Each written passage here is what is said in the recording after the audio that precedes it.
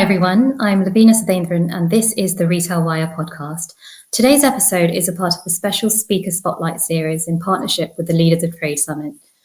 Joining me, I have with me Jörg Bauer, a retail and real estate leader known for driving strategy, empowering teams and leading digital and sustainable transformation at scale. Jörg, welcome and thank you for joining us. Thanks a lot. Can you tell us a bit about yourself and your background in this space? Yeah, thanks for the invitation. Happy to be here. So I was working the last 30 years in big retail corporates in Germany and in the Czech Republic. So the last 15 years I spent my career in the Czech Republic on C-level positions, CEO, COO, and CREO. Means I was responsible for whole companies, for nets of stores, and as well for real estate in the last company. So it was 30 years, and means I can give, I think, some insights from the side of how the retail looks in Eastern Europe, and as well how CSR topics, ESG topics are handled here in this region.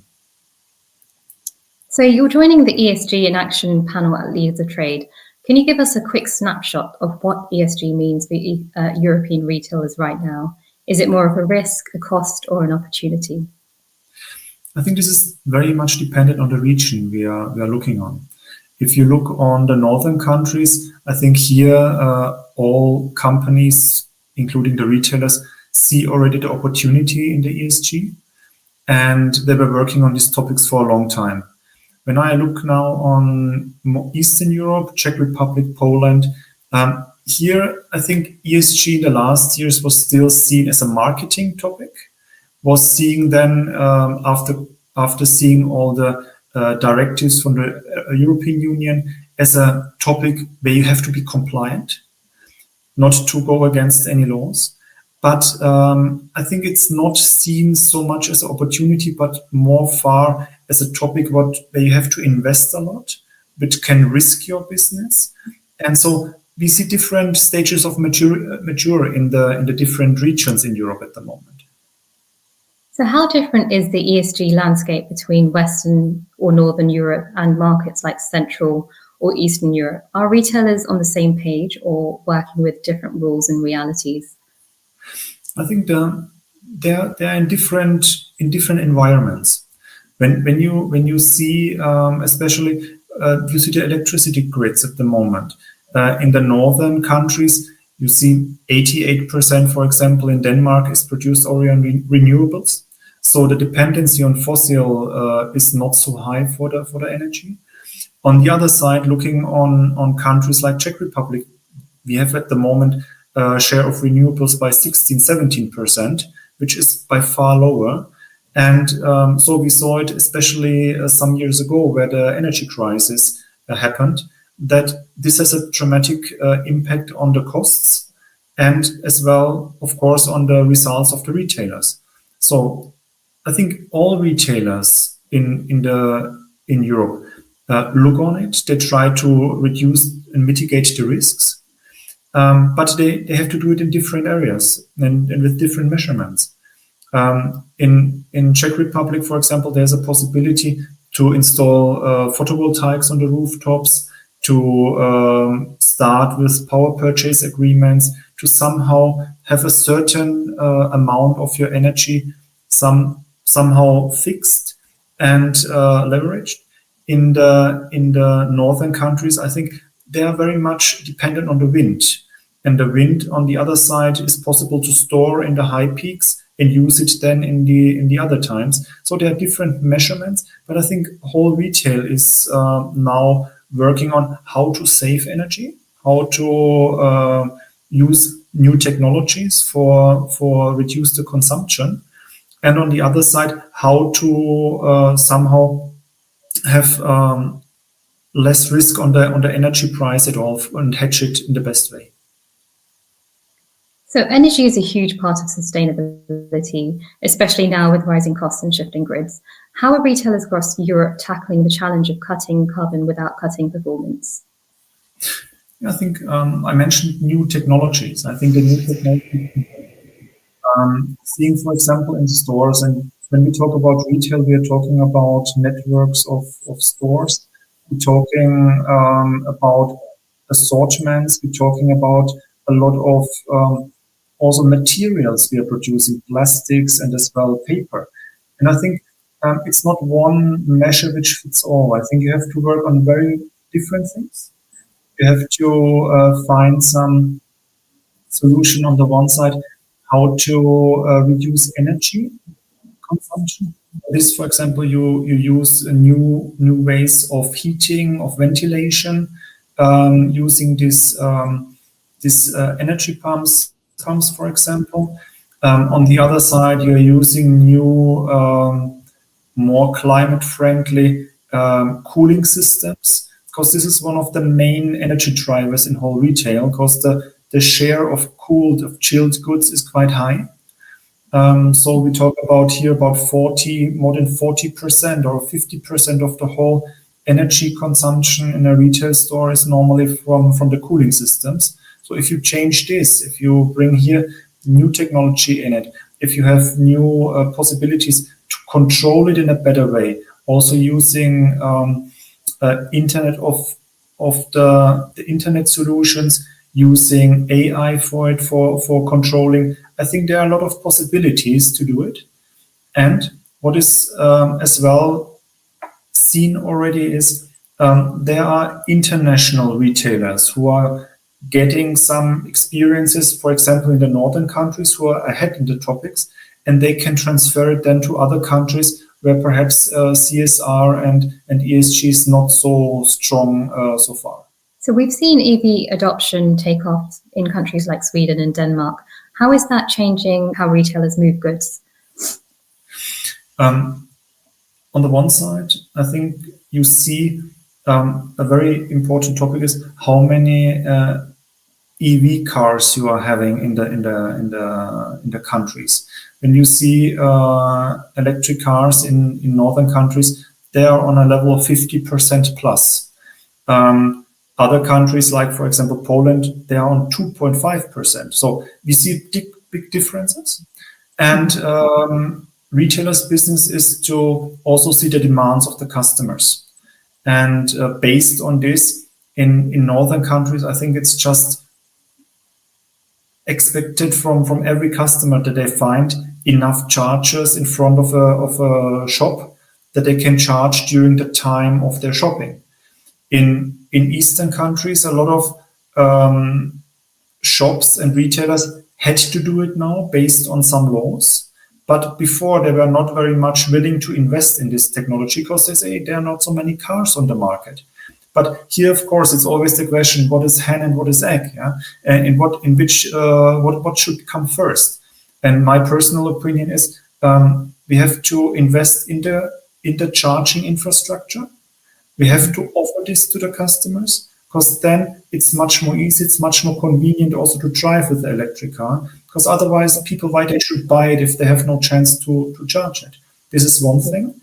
And the other thing is, of course, if the part of renewables is already super high and you don't have to put photovoltaics additionally on your roof, perhaps in the northern countries it's not so much demanded as in the Eastern European countries, because here you do not have the wind, what is in the other countries the leading factor. So you have to do it. You have to be less dependent on the fossil energy sources, and by this it's important as well to invest in this and find their smart solutions, perhaps even to store some energy during the day, and to be, let's say, also here more secure about your energy bill. Retail, as we know it, is all about the customer. Are shoppers really asking for sustainability, and are they willing to pay for it, or do they expect it as a given? I think also here we see big differences. Looking on the market in Eastern Europe, I think customers would like to invest more, but their personal economic situation is not on a level that they can do. They are then rather saying, okay, if I have the choice between two products, the price is still the leading factor. On the other side, we see it at young people. Young people more and more are open to invest more in their food or in more ecological products, which is a good tendency. And I think as well here the retailers, especially the international ones, can play here a leading role. Seeing that they are developing some of these products in countries where the topic is more important, and then bring it to the countries where it's perhaps not so relevant at the moment, but to show it to the customers, to give them the idea what is on the market. Based on this, they can also have an influence on the total market afterwards. Because as well, the local retailers has to react. They have to also equal out the offer. And by this, I think they can really play a leading role in this. And we see it already. Some companies working in this way. And I think this is a very good tendency. Okay. There's a lot of talk around new EU rules and sustainability reporting. But for retailers, what's the real challenge? Is it getting the data, making it accurate, or turning it into something useful? I think it's all three. Oh. I think in the very beginning I think you have to work really hard on it. You have so many suppliers to get all the data. You have the transparency also about your whole supply chain, because in retail, it's not only about the scope 1 emissions, because it's mainly about the scope 2, scope 3 emissions, and seeing the whole supply chain. And if we look on big retailers, they have, I don't know how many hundreds of suppliers, means they need a transparency here. It's the first point. And the other topic is, of course, then to somehow use this data to work with the data, and then make also, in the best case, sensible decisions out of it, what you can use for your own business strategy. And I think, especially in the last point, there I think Eastern Europe is around 10 to 15 years behind the Northern European countries. As said, in Eastern Europe, a lot of companies see all the ESG topics rather, or saw it as a marketing topic. Now it's more as a compliance topic, but they have not connected it to their business strategy. They have not somehow seen it as a part of their DNA and not having it as a KPI on the board level. For them, I see a lot of companies who has a department for ESG, and they should work and do all the things in the company about ESG. And getting a budget for it, for some projects, and they are more or less responsible for creating the reports. But it's not a regular topic on board meetings. It's not part of all decision makings that you have this as one of the important aspects in each decision. Are we working in the right direction towards ESG as well, or not? I think this is at the moment not in the main focus. I think a lot of reportings are still based on economic features and on KPIs, but not seeing the chances which are laying in the ESG topic. And I think this is a big step which has to be done in the next years. So what are the biggest mistakes you see companies make when trying to scale ESG? I think there are more. On the one side, what I mentioned just before is a lot of companies have not connected it to their business strategy, and it's not part of their company's DNA. It's just something what has to be done. This, I think, is a big mistake, because then you will never be successful if you just see it as a side topic. It has to be one of the core topics which you just integrate in the whole strategy. This is one topic, and the other thing is, I see companies who are, every time when a new law is issued, they are putting a lot of strength in it. They want to do everything. They want to shine in this way. But they do everything at once, and they do not have a clear prioritization. And I think this is important, to have a clear prioritization. What have the biggest influence? What helps you most in this topic? Talking about emission prevention, talking about reduction of the dependency on fossil energies, talking as well about what is necessary to invest in the next years to to have really a steady decrease of all these numbers and a better profitability. And I think you need there really some clear strategy. It's not that you do ESG in a way that you do a reporting and you do some projects where you can nicely post everywhere. I think it has to be much more and more complex. So what trends or technologies are you watching closely right now when it comes to ESG and retail? Is there anything that's going to really move the needle within the next 12 to 18 months? No, I think one thing is, of course, the new laws which are in preparation at the moment. We have a new reporting directive, which of course changes a lot of things. Data is more important, transparency is more important, which will for companies who are prepared will just, let's say, confirm their efforts in the last years. For the others, they have to invest in this now, time, perhaps even money. The other thing is when we talk about the efficiency of buildings permit directive which will come. Also here we see some pressure on more photovoltaics, on charging infrastructure which has to become, and as well this have to be somehow done in a smart way. For example, doing cooperations with some companies.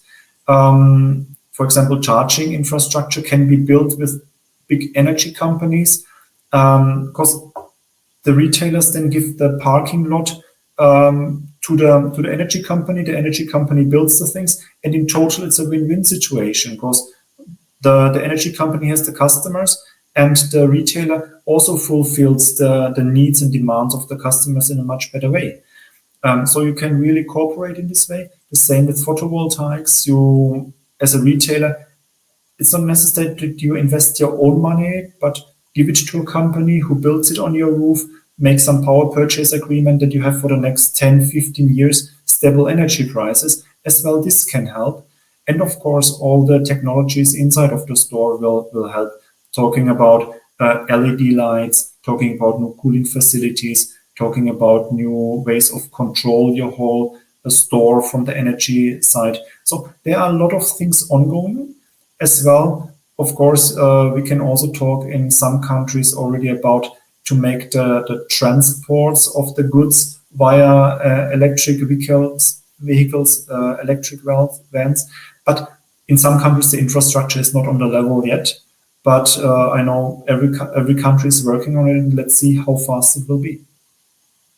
And finally, what's the one thing you hope the audience will take away from the ESG panel you'll be speaking on at Leaders of Trade? It's a good question.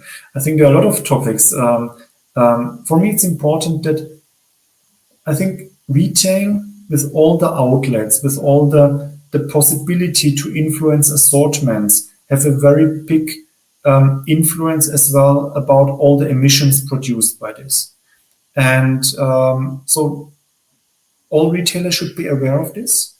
The new directive of reporting will help to make this more clear.